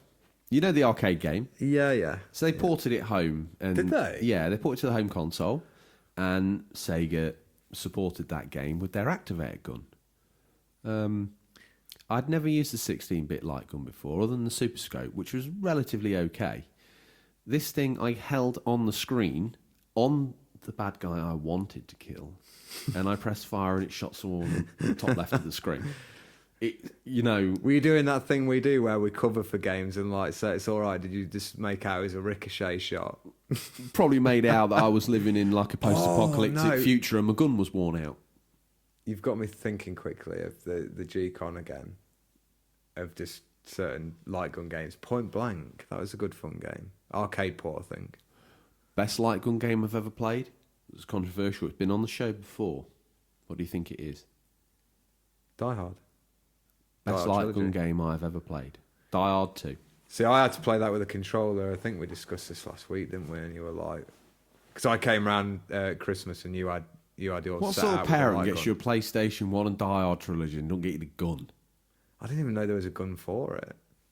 It was bizarre. looking That's what thing. happens when you secure Christmas presents for your son from a third-rate hokey-cokey guy that delivers knockoff videos to the It village. certainly is. Well, Tom. Unfortunately, Oh, you're having that? I'll go in if you want. Okay. Sorry. Let me do it. Unfortunately, due to the way new TVs work now, we can't dig out the old Walther PPK unofficial turbo gun because even though the game will play, no shots will be recognised on screen. No panic though, law listeners. There are rumblings of a company called Sinden who is seemingly working witchcraft. It's alleged to have developed a light gun of its own compatible with new TVs so you can play those old classic light gun games. They have Kickstarter and some solid working evidence, so please go have a look. If it's your cup of tea, back 'em to the hilt. Yeah. Tom, Seeing as I've rocked up all professional for a change this week. So just, I don't know if you know Oh, much. no, Sorry, it wasn't very me. quickly. Oh, you don't want a confession? No. Okay. With the technology of the light gun, why is there not more? Because the Wii remote had loads of like add-ons where you could put it in like a plastic gun and stuff. And I think you're answering your own question here. why do we not see like a Time Crisis using that tech? Because the tech that goes with that tech is TAT. Isn't it? Yeah. Like when you get a light gun game for the Wii, you end up with some plastic tat that you have to bolt that into to use it. I mean, the light gun games on the Wii that I've played, where you just point the remote at the screen. The Resident Evil ones are meant to be quite good, and House of the Dead's on there as well. House of the Dead, great, yeah. I think House of the Dead 2 and 3 are on there. Yeah, because it was 3 called I think that Overkill used the blue and pink guns, didn't it? That came with Virtual Cop on the Wii. No, on the what would have been Saturn, Dreamcast. No. Was House of the Dead not on the Dreamcast? House of the Dead was on the Dreamcast. But no light gun? Yeah. Oh, okay. But I don't think it was on Saturn. That's what I think I was saying to you. Right, okay. Unless it was, in which case I made a mistake. No worries. Well, who's here to send us out then? The last comment. Well, I'm reading it, am I? Okay. Well, let me just reassure the listeners that there's no way that Retro Gamer Thomas can escape the speakers that you're listening to us on. So he's restrained. Although with this veritable banquet of gaming around him, he could be anyone's, couldn't he? He eats light gun games for breakfast.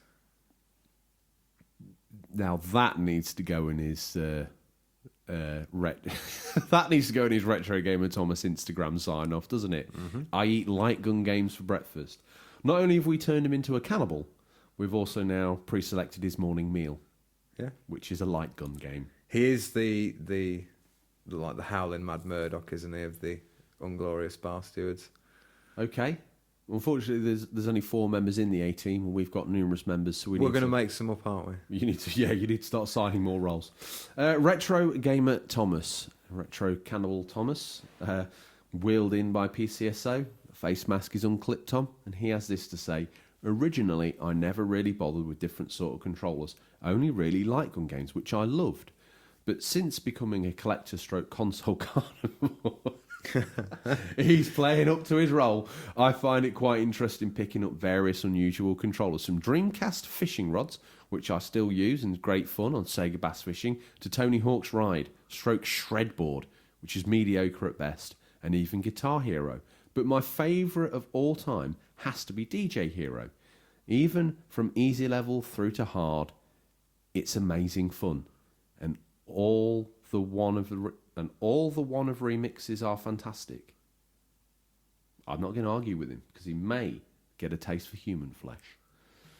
Heaven forbid. That was the story of the alternative controller, Tom. Did we do you proud?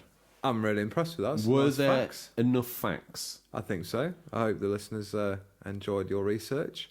Well, as always, I just basically curated James's work. And I thought this might be some. Are you doing his homework for him again? No. I pay him, remember, so he better be doing the job. Listen, they've waited this long. When the big man makes a house call, you'd better be ready. These guys got in touch to show us their pick up some Stingrays boot. You can too. Tom, your lack of speed that you're rushing to your phone with is disconcerting.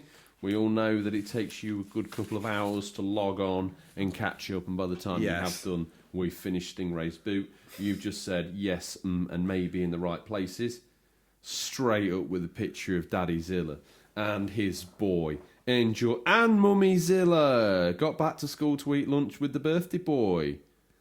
Yeah, they've got a great family unit, haven't they? Yeah. The Zillas. They are very kind to us. Happy birthday, Devin. That just popped up. It wasn't even in the boot. But you know what? I'm reading it out anyway because they're good people. Tags. Stingray's boot. That's how we go. Don't type in Stingray's boots because you get to see loads of men in cowboy boots. And there's some things I saw on there that I can never unsee. Tom, I'm in the boot. Do you want me to kick off, or are you still working out how to turn? Yes, you can. You go first. First up, he's a man about town. Is a retro gamer dad? All the underscores. What's he got going on? He's picked himself up a copy of God of War. What's this? God of War, the Hydra Battle demo disc, not for resale. Now, I tell you one thing, Retro Gamer Dad, I've never seen that before. Good pickup. He's also got a copy of Scooby-Doo on the Cube, Night of 100 Frights, that looks mediocre, and Tecmo Super Bowl on the PS1. Looks like he's also got himself, was that a Mega Man little collectible? I need to like that. Oh, everyone's favourite cat from Australia, Ozcat, who's on TV, .TV. If you need to check that you're missing several thousand games from your collection, here's the man with them all, Ozcat. This week he's picked up Greedfall, that game you were half excited about, Tom, that literally fighting the world to stay alive, and No Man's Sky, the Beyond Edition. I didn't know there was a physical edition of that. PS4. They made enough changes where they thought it'd be right to bring out a disc version of it. Why not? Especially considering as it's now obviously VR as well. Next up, he's a fan of horror because he is a horror-based character. Oh, he is? Retro Gamer Thomas. He's picked up Man of Medan and The Walking Dead. I've got one question both about on this, PS4. Tom. Yeah. Looks to me like he's clagging a console in there with composite. That's not going to get you the best picture quality, Retro Gamer Thomas, with your red, yellow and white. Hopefully that's just a mono-only console. You need to upgrade to a SCART, friend. Man of Medan, Tom. Excited for that? No. Okay. Well, if you click in his comments, you can see I'm asking him how that's played out. And I'm thinking of picking it up because I've read bad things about it. They said it's not as good as the what's the other one? What have you played the other one? No. It's not as good as Until Dawn. Yes. I didn't think it ever would be. So your expectations were not too high to begin with. I know that this is a one part of a much bigger work. So I think the criticism probably comes a bit early. I also think that I've played their games that they released for the PlayLink one, you know, where you use your phone to interact with the games on the PS4, where you can do as a family, or you can do it as like a couple or on your own. So you play through on there, I can't remember, it's a crime-based game, but you use your phone to interact with it on the PS4. Man and Medan probably could have fitted that category, but they've decided to bring it with the controller. I never know how I feel about like interactive movie games or those sort of Mate, things. they're really like their work is really good. I honestly think like it's probably if you the got wife old, would probably enjoy that sort of gaming. Like I played through The Last of Us and she just watched it all. Obviously that's like quite a heavy controller based game. And she really loved the story, so I thought maybe I should try like a... Dude, you need to try out some of those PlayLink games with her. Just for a £5 game, it's really good, and all you need is a mobile phone, and you can play that through. Also, if you get Until Dawn, it's a controller-based game, but I played it as a 2, and we made decisions as we went through, and that's what affected the game. That's what made it cool. That's cool. We were making decisions about what was going to happen next in the film or game that we were playing / watching. That was incredible. Yeah. And it's since then that they've added these extra multiple player options into Man of Medan, so you can have 5 people all deciding how that story outcome goes. It's cool. I will try the big sell for that then. You better. Next up, we've got Harvey Retro. Has a very good YouTube channel, so go check him out. That's also a flipping good post from an artistic point of view. It is. He's got the original Doom on the PlayStation. I love those. I think they're real chunky boxes, aren't the double they? case. Yeah. And the current Doom on the PS4, which is really good as well. I enjoyed that a lot more than I thought I would when I got it in a sale, so double win. Yes. Next up, PlayStation Guy 87. Welcome to the show, PlayStation Guy 87. Yeah, some people, if you're in Stingray's boot, let's just quickly say, input on the show. We want to hear from you. You're in the boot, get in the show. Yeah. Tom, this is a game on PS2 that you had. It's now on PS4. You always forget owning this game. This will be the 4th time. When did this come out on PS4? I don't know. It's a limited run game. Oh, I see. Right, okay. Yeah. Probably a Bounty week Hunter. ago. Star Wars Bounty Hunter starring Jango Fett, I The believe. one on the you had that on PS2. Did not have that. Oh God. I reckon you have a list of games that I own that I did. Yeah.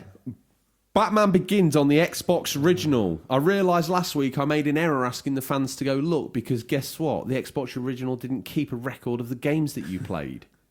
It was only on editing the show I was thinking, that scoundrel has stitched me up a kipper here. He's took the money off the mantelpiece and left me asking the fans to go check up on original Xbox gamer score. What an idiot I am. Anyway, let's rattle on through the Stingray's boot. You never played it then, but is it a good game? Doubt it. I really want to play that. Let me Republic tell you Commando. the excited 12-year-old that was all hyped telling me how cool Jango Fett was. I was a Mace Windu fan. Edgy. Ash event. What's he got here, Tom? Looks like he's done a Sharaban here. Sharaban? No. Calm down. I thought when we say his name, we always have to say The it 3 Pavlos dogs times. are not meant to work on us. Okay. Ash event has done a Sharaban style picture. Has he? Okay. On your phone, there's an app that I downloaded for you called Instagram. You tap on that, then go on the bottom, there's a little magnifying glass. You click in there, you type in Stingray's boot. I've got it. I'm on Then there. you click I'm on there. recent. I'm on Okay. there. Rad Bash Gaming up next. It's got Medal of Honor Airborne, Portal Knights. Dude, he's got Fade to Black on PlayStation 1, the sequel to Flashback. Mediocre. Actually, a good game. Stood up well. Happy Joysticks. He's got the Pokemon Nintendo DS titles and a Game Boy Advance and a Nintendo DS. These are Devin Zilla's party gifts. Dinosaur bag. Yeah, that looks cool. SpongeBob lunchbox. Have to confess, I have no idea what that first Yeah, I image is. don't know what the first one is. He's got another selection of birthday goodies. Wow, is that Bikini Bottom on there, Tom? Who? It is, isn't it? It's where SpongeBob lives. Looks like he's got the hideout for that. I like them dinosaurs. Whoa, look at the Jurassic Park gear on the next one, if that's what it is. Or the army toys. I don't know.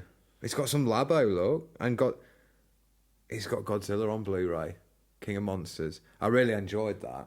Collector's set Pokemon. You've had a good run here, boy. Hey, look out. You've got Wolfman, a copy of Classic Monsters. Got some SpongeBob videos. Gone and got himself some Nickelodeon slime. Good old boy. Look out, what's he got here? What looks like a Nerf style thing. Clash Combat Adventure Force. There's also the Thunder Tumbler, another remote control device. I tell you what, this was the gift that just kept giving, Devin Zilla.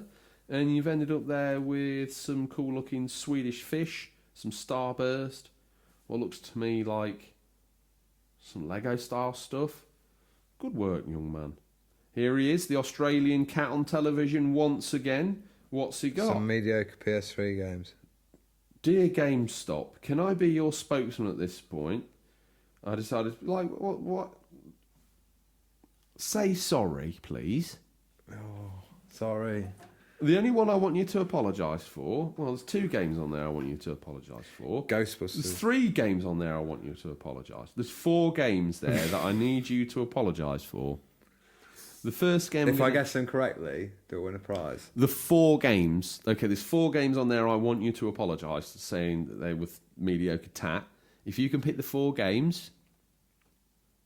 Yeah. That's fun. Listeners are on the edge of their seat now. Ghostbusters, DuckTales, Ratchet and Clank, Far Cry compilation. For the listeners, I'm shaking my head. That is a visible representation of no. The games I want you 2 to out of 3 ain't apologise. Yeah. 2 out of 4 even. But let's face it, 50% is nothing. The ones I wanted you to apologise for were DuckTales and Ghostbusters, correct. I also wanted you to apologise for Eternal Sonata and Azura's Wrath. They are not mediocre tat. Everything else, possibly. Next up, we've got Odders UK. Don't do it to me on air. Don't do it to me. Odders UK is thanking us for his script that we signed. Well, we better please not don't forge the signatures. Also, don't We don't read have that any out money. because it would end the show. It would automatically end. That's almost like a hand grenade. If that landed on our in front of us, the podcast would just end mid-show. It wouldn't matter. So we need to move past that. But Odders, well earned, friend, and it's very unlikely, no offence, that you're going to hang on to that unofficial controller championship for another month. But Use you it for a never coaster. know. You never know. PlayStation Guy 87 chiming in again. He's got a Silent Line Armoured Core on the PlayStation 2. Nice to see you in the boot. Welcome to the show, Game Boy Matty. This show's immortal 2-year-old. As I say, when he's 45, he'll still be 2 in my eyes. I'll probably be dead. N64, Conker's Bad Fur Day. A little Conker's... I would say that was an amiibo, but it's obviously not. You've got the full set there. Game Boy Matty. Dad has been after this one for a long time. Doogie, she's finally come home. That's right, friend. Conker's Bad Fur Day. Look out. Look up next, Tom. Someone who believes their own hype so much they make me sick. The unofficial controller with a guy crane kicking. Probably wants to crane kick that activator clean out the shop, but unfortunately he's stood in the ring of doom and he's executing what can only be described as a half-baked crane kick. Who else we got? Ash Event. Tony Hawk Project 8. He's very much in the style of Sharaban, Ash Event. I like what he's doing there. He's got a skateboard. He's been to see Black Flag as well. If you swipe across. So he has. Nice work. Sharaban. Call off the dogs, Tom.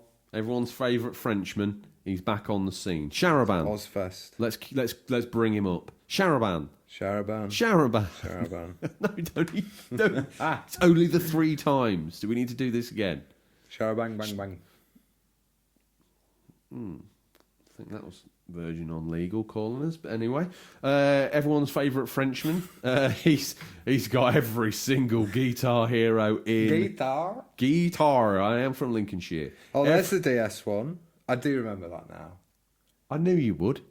Same way when you see Bounty Hunter on the PS2 and Batman Begins on the Xbox. I do remember playing that now. Oh, I remember having that. Yeah. Yeah. Oh, look out! Retrovisions chimed in with one of the oldest looking Pong clones you've ever seen in your TV life. tennis. Retrovisions has also got a computer cassette recorder. Wow, I'm liking that. Game Boy Matty's got the Turtles. Yeah, Heroes in a Half Shell. He looks like he's secured the full team. Who is your favourite? Donatello every time. Weak. That's a weak choice because I'm going to pick Leonardo Leeds or the edgy red bandana Raphael because I'm a hard-edged dude. I don't know myself when I'm a bit edgy. I'm closer to... Like, in real life, you're Donatello. Why do you aspire to be these 2 edgy dudes that you're nothing like? Leonardo ain't edgy. He's like Superman. He's like the Boy Scout. He's just a nerd, isn't he? He's like goody. So who is it that Captain you like in the America. Turtles? Let's get the clarity for the listeners. I used to like Leonardo because he was the leader and he had double katana. Oh, brilliant. You're playing into my hands. I love what's happening here. So tell me why you now... I'm guessing Ozcat TV up next with Spyro on the Switch. This has been an absolute alternative control episode. Will go down as the one where you got reminded. That's all. The Australian cat who likes TV. Is there a controller you don't have? I've referred to those buzz controllers as TAP before, Tom.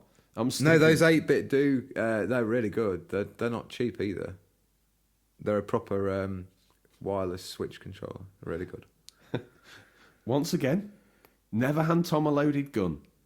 I've referred to those buzz controllers, the buzz controllers, as TAT before. I wasn't saying anything about the Wii controller.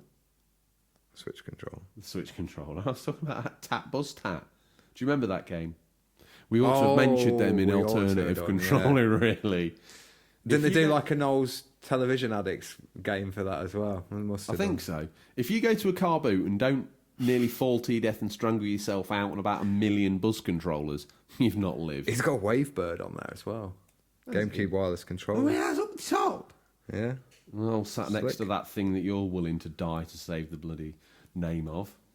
What, the Dreamcast? No, that weird-looking Wii controller. Oh, that was the Wii Pro controller. I would not call that Pro. I barely call it a controller. Retro Gamer Thomas. Now First corner of the games room. Completely. No.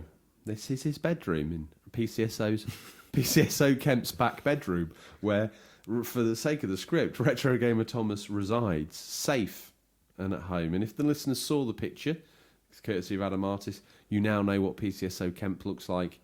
Bizarrely looks a lot like Ross Kemp, and you know what Retro Gamer Thomas looks like.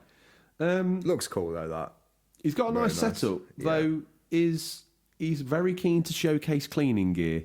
Every single picture we've had from Retro Gamer Thomas has showcased his love of Pledge and of a well-used duster, one that's been sacrificed. Like most serial killers, he's a bit of an OCD. We're starting to formulate a very, very compelling case against Retro Gamer Thomas. Ash Event has finally cottoned onto Stingray's boot, and he's all over it. He's making Sharaban look like a part-timer. He doesn't chime in on the show, though, does he? He will. He better. Oh, it's a threat. Anyway, Ash Event quaking in his knees, and the gaming mastodon's gauntlet thrown down. We're both throwing down gauntlets this week, Tom. Yeah. I've slapped Finster Game around the chops with a silk glove, and then realised retrospectively that I've bit off more than I can chew, and he will owe me in every single game that he's probably going to present to me, to which case I bow to him. And you've decided you want to take Ash Event in a fight as well.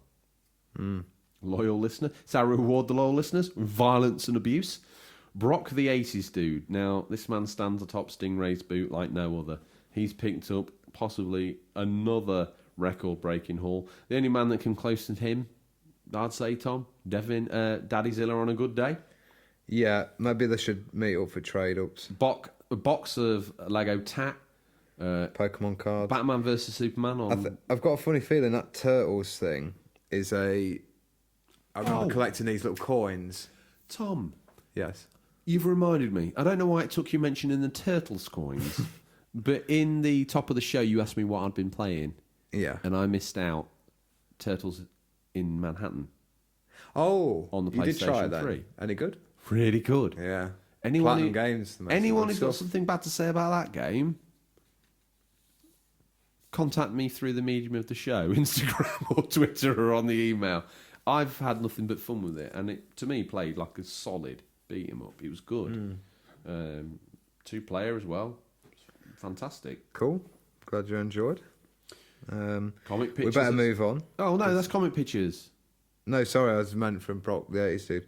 Okay. Yeah, comic pictures. PCSO Ross Kemp and Retro Gamer Thomas. If you're Very unsure nice what these aforementioned people in the show... Tom, we don't want to last too long in there, because Stingray regular Danny Plays is on the scene. Another one who never chimes in on the show. Is there any point... Do you think there's ever going to be an episode go by where you actually say to Danny Plays good effort? No. Okay, well, I appreciate you. She did crash out the boot on your last comment, and I had to talk her back into it. Oh, right, okay. Sorry. I feel bad now. Sorry, Sir Danny Plays. Makes a bad dad, eh? Well, it does. The Tails plush is awesome. She's gone out and picked up an Xbox 360, Tom. She's not mucking about. Xbox 360 Elite. You recognise quality, but then see money can't. No. Retrovisions, what they got here? Not another knit comb. It looks like a carcass from Retro Gamer Thomas. One he's picked the very better bits from. Yeah. Mark Twigo. Oh, Tailspin. I had toys of that. Shame you didn't hang on to them. I'd say they'd be worth some money. I had both planes. I had that enemy one, and then I had the seaplane. RWO. RWO. RWO. Thought you might come back. Your line in the script, as written by James, was George says RWO on sight of Mark Twigo's post, and Tom says, yeah. Tailspin. It's written for you there. What else? I missed it. Mark Twigo's also there. He's got that Wreckfest game. Yeah. Also, if you zoom in, if you wanted evidence of the Terminator 2 game on Mega Drive that I mentioned earlier. Mark Twigo. Yeah. Right on the side of the Mega Drive. Yeah. Above Sunset Rise. Oh, yeah. That's a good... what's he been up to here? He's tidied up his games room. Do you know what? Don't always feel it's got to be pickups, listeners. Within reason, I'll look at anything. within reason. Game Boy Matty, Tom. You ought to be all over this like a rash, because not only is everyone's favourite 2-year-old, it looks like he's also been coerced into picking up some Overwatch figures. Wonderful. Brought up right. I wouldn't know what any of those figures were if they slapped me in the face. IA Retro Gamer Dad. What we're looking at here, sir, it's a video. Junkrat, Brigitte, Doomfist. They're the characters. Okay. The one listener that actually cares about that slapped you on the back. Everyone else is trying to find out what It'll IA come good again, mate, when it hits Retro the Switch. Gamer Everyone will know. Sorry. It's all right, mate. Don't you IA worry. Retro Gamer Dad. No, we've moved on. You weren't interested. He's lifting weights. Mark.garage.gamers, the man who predates the internet. What we got here? What the hell? Is this a pickup? That's great. Ghost Hunter. £20 all in. Let me say Bargain. to you, Ghost Hunter, Hidden Gem, Destroy All Humans, quality game, Commando Strike Force, good little game. I think moving forward we should maybe have like pick up of the week. No prizes because we haven't got that much money, but just have. Do you know, as soon as you said, I was like, oh my God, how much more of the show's money is he going to blow? Okay, Ghost Hunter, worth that pickup and that pile alone, let alone you get a PS2 to play it on, Tom. That's a cracking deal. Well done, Unofficial Controller Podcast. I don't like them being in the boot. I'm not keen on them, if I'm honest. I don't like them. Daddy Zilla. Now, Daddy Zilla, what's he doing, Tom? He's cooking up a storm, retro storm. He He's forgot his own catchphrase. and it's 557 on the cooker. I don't know why that's degrees. Hopefully not. Otherwise, that would be a plastic mess. You know, I don't know of any oven, domestic or high end unit, that can go up to 557 degrees C. What hell food needs to be cooked at that temperature? Retro Gamer Thomas's meals. I suppose the console's only going to break down to its component parts at 557 degrees. Absolutely. So he's picked up a Master System. Is that the Master System he was after when he put a call out for it? He'll have to let us know because we're spending too much time. Well, no, it is. Yeah. Read his comment, Tom. I did. And there briefly. she is, the elusive Master System. Yeah. This is the first time I have owned one. Can't wait to check it out. But first, birthday party preparation tomorrow is Devonzilla's party. Mark Twiggo up next for the nice selection of Mega Drive games, Sunset Riders. Very nice. Very cool, actually. Oh, Mark Twiggo, the only listener so far to have posted one picture of Street Racer. Now you need to post one. Now you need to post Street Racer, Mega Drive, Game Boy, SNES. What else was it on, Tom? PlayStation 1, probably on Saturn. Yeah. Get us the shots. We want to see them. Get your collections out and show us your Street Racer collections. It's 3 weeks now. They've let us down. Sharaban. Sharaban. Wonder Boy on the Master System, Switch, PS4. Every format that it's ever released on. Yeah. Who we The got next? Barber Who Games. I feel like Hot I've Shot. seen this before, but let's talk about it. Hot Shots Golf selection. Days of Thunder, Tom. Oh, yeah. And zoom in on the right there. I reckon that's his collection on those stands. And I think he's teasing us. Days of Thunder video game was on PlayStation 3 as well? Came with a copy of the Blu-ray movie? Holy Funkatron, I need that. Rad Bash Gaming up next with some Funko Pops and Kylo Ren mug. And Low Ream. Boba the Fett mug. That looks like that mug says Low Ream It does. in my mind. I haven't liked that. Tom, Stuck in the past. there's a guy here, look, stuck in the past lane. Now, I think he does these pictures. He like always writes these witty taglines. I know you haven't seen any of his pictures before, and he does them in the style of a Polaroid. And this week's tagline is Mega Drive in movies. I like what he's done there. And now, if you listen to him, Tom, he's obviously trying to reach out and let you know that he's inspired by your good self, following this week's excellent, if he may say so, Unofficial Controller Podcast look back at movie tie-in games. I was inspired to up my collection today. Happy with these. Seemingly someone from the show's put great posts, sir. Thank you. Heart eyes. And looks like James from the Unofficial Controller podcast, The Work Experience Boy, was also trying to educate Tom about Stuck in the Past Lane. Do you like his posts? Yes. Sharaban. Sharaban. He's got Shenmue collection. coming out of his ear holes. Baby Labour. Why am I seeing a picture of a shoe?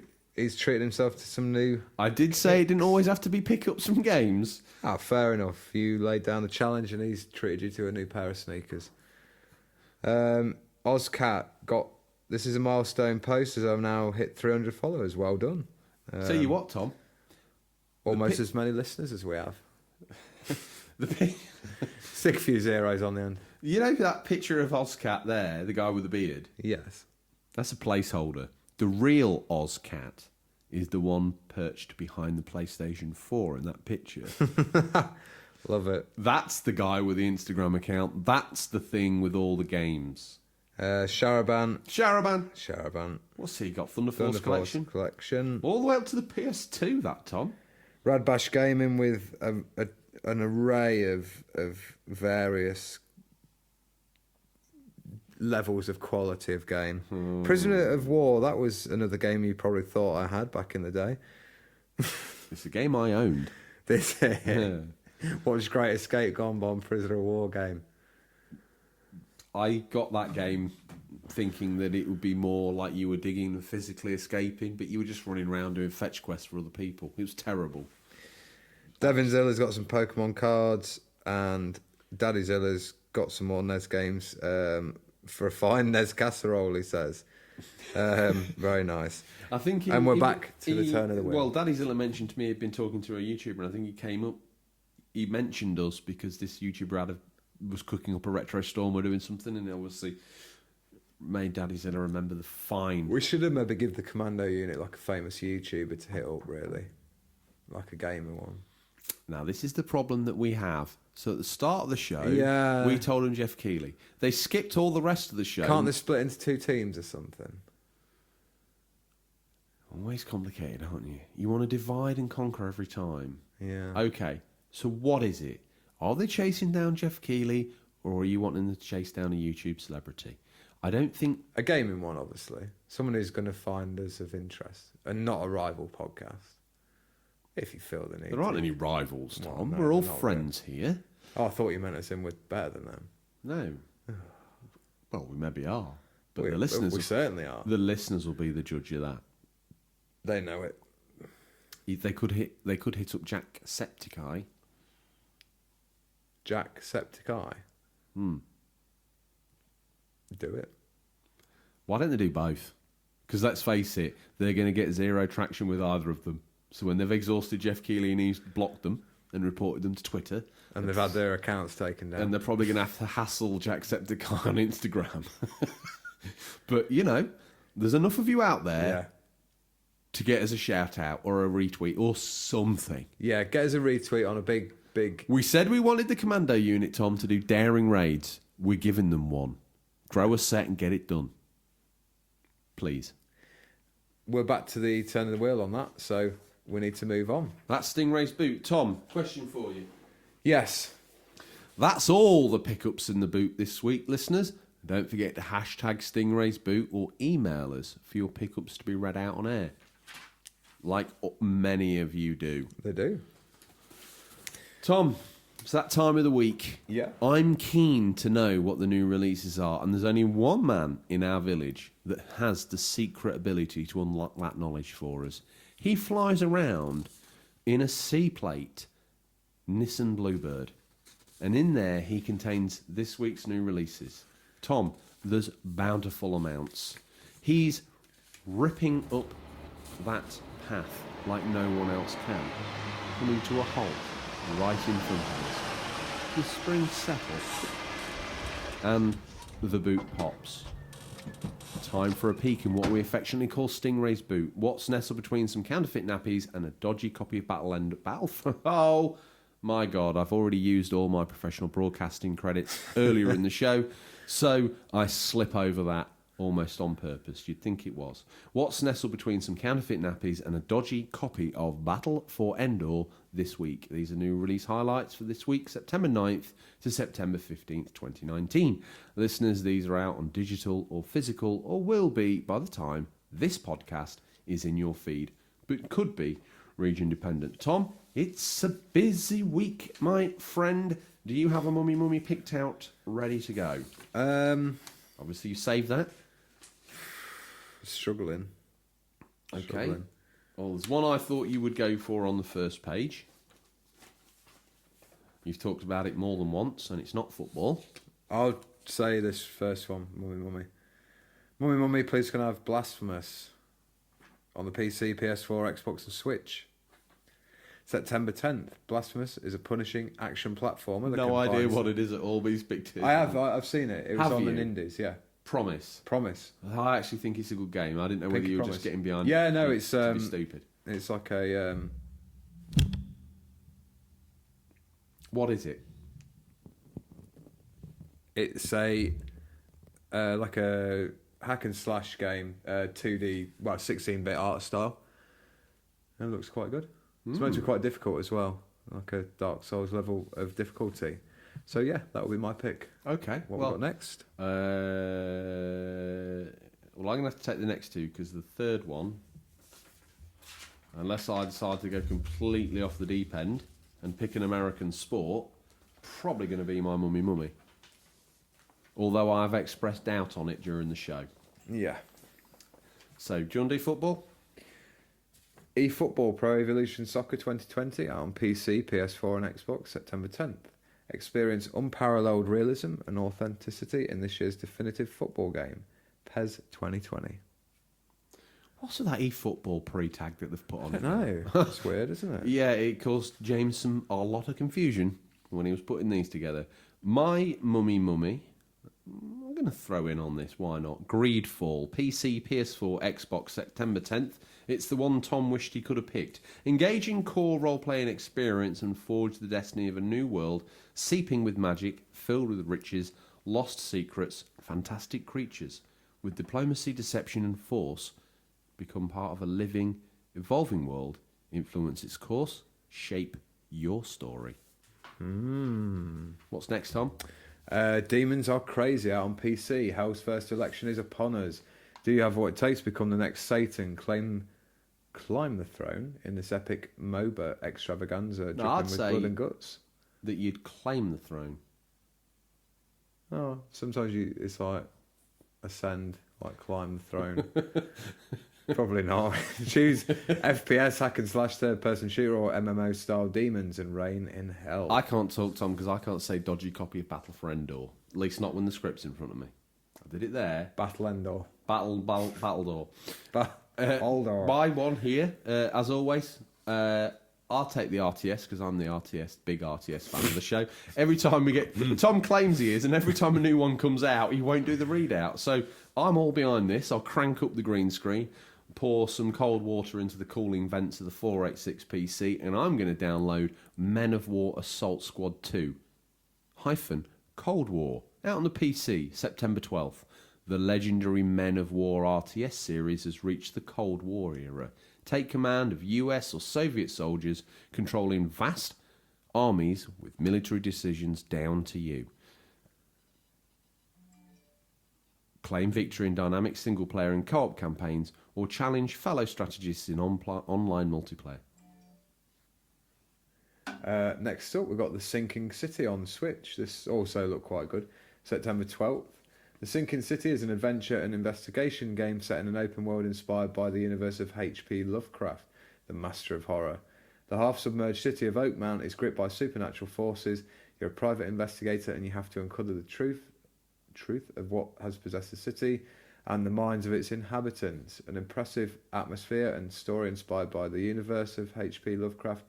A vast open world that can be explored on foot, by boat and in a diving suit. High replay value thanks to an open investigation system. Must be exactly like Astral Chain. Of course. Each case be solved in a number of ways with different possible endings depending on your actions. An arsenal of weapons from the 1920s which to take on the nightmarish creatures Manage your mental health to untangle the truth behind the madness. That sounds really cool, Tom. I think it's out on PC already because I It's feel like out. we've read Yeah, this it's been already. out on a few things. It looks really good. It reviewed like average, but sometimes they're the ones. They can be hidden gems. Right? What in your mind is the dreaded average number? 6, 7. That's average to you. I think 5 is verging on like bad, no matter what they say. Like people are like, oh well, 5 is technically half of 10, so that's average. It's not. Not when you look at the quality of what they're giving 5s to. Okay. Borderlands 3. You know, anyone who listened to the show with any sense might think we'd pick this out and make a big do of it, but no. I never really tried it. Borderlands 3. You with us? Yes. Need a shot of adrenaline or? No. Okay, because we're nearly there. I know you get a little bit tired and blankie comes up and thumb goes in and all that, but, you know, we're nearly there, mate. You knuckle down. Borderlands 3. Return. Oh, better tell you the formats that it's on and the date that it's coming out. PC, PS4 and Xbox. Won't be appearing on the Switch unless it's a top-down shooter version. September 13th, return once more to the over-the-top world of Borderlands in this long-awaited sequel to the acclaimed FPS series. At the hard edge of the galaxy lies a group of planets ruthlessly explored, exploited by militarized corporations, brimming with loot and violence. This is your home, the Borderlands.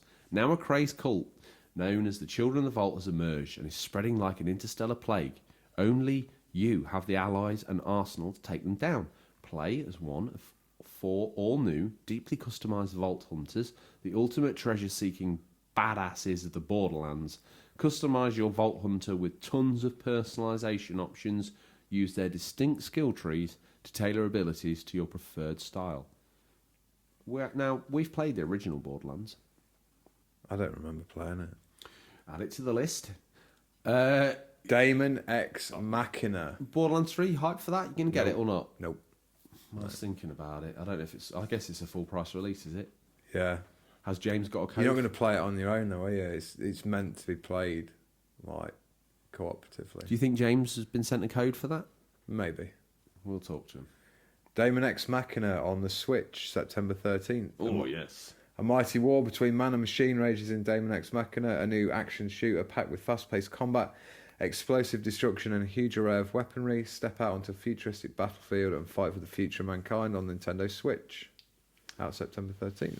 Awesome. If it had been a quieter week, Tom, I think I'd have plumped for this. Yeah? Actually, do you know what? There are some good titles. I don't this think week. it needs the second page of A4 as a readout No. for this. I think the first line will suffice.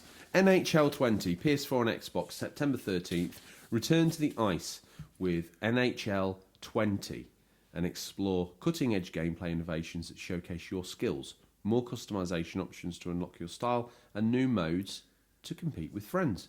Now, Tom, that is every single waypoint on the way to us going out the door, bar one. What are you hoping to play? Hoping to finish Astral Chain, go back to Fire Emblem Three Houses, and Shame. Shame. Shame. Shame. Shame. Join in with me, listeners. Shame. Shame. you need the bell. I haven't. Ding. And unfortunately, because you had that prawn vol on this morning, Lord We've had the bell Ponsonbury, taken away. well, his budget ran out for a bell. Oh, damn. Yeah, so Astral Chain, Fire Emblem, and hopefully Link's Awakening. The PS4's collecting dust at the minute. Not much on it. New-wise. Don't tell me about old games I need to play. How would I dare? If it's older than a week, you don't want to even know about it. No, I don't. So weird. Anything else? No, I don't think so. No, Okay. it'll be Overwatch is banned till Switch Overwatch, so try and keep to that. Even in the promise. show where you... Oh, now I tell you what, and I forgot to mention this the other week. Call of Duty Modern Warfare. I played the 2 versus 2 online alpha. The online beta's out this weekend, and it looks like a return to form. Why are you dragging the show and me through the coals like this? Well, I'm just letting you know what I'm going to be playing. Are you going to get that? I'll be getting it. Really? Are you going to get the full price game, or are you just going to have a little play with the beta?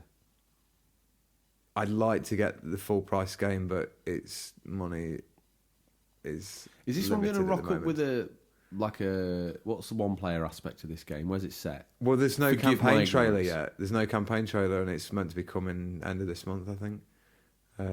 So, from what I played, it's just nice to be realistic again, and not just like running on walls. And who has a gun that's like sprayed pink and checkered patterns and just no. What I would say to you... They've made the right changes. What I would say to you, COD has probably not been that real since you were able to tread grapes in a French chateau in 3. I am interested in this new one. I think I'll pick it up at some point. Okay. The problem is, as we've found with those games in the past, if you miss the first week or two, you go online and you get wrecked. Tom. What have you been... What are you hoping to play? I don't even want to say, because that would have been a really... As soon as you're wrecked, the games are wrecked, this show's wrecked, and that's all we've got time for. But I'm going to have to tell you what I'm hoping to play. Yeah. I have to confess, I'm going to have to go on the road again. So it's the one-man show, the one-man road show. So I'm probably... Antiques Roadshow? Retro Antiques Roadshow? I'd probably class as retro. I'm not quite antique yet. The time will come. Where I'm probably going to have to play on some handheld stuff. I might get back for the weekend. What day is it today? Wednesday evening. So obviously, because that's when we'll record the podcast. I'm hoping to spend some time at home on Friday, but I think we're away again at the weekend. We're going to go to Friends Fest. Do you know what that is? No. Is that to do with the TV show? Yes, it is. Sharp as a razor, as always, Tom. Nothing gets by How you. can you watch that? It's a show that's not light out with a new episode this week, so it's dead to me. It was dead to me in We the quite 90s. like the show, and they're bringing the sets on tour.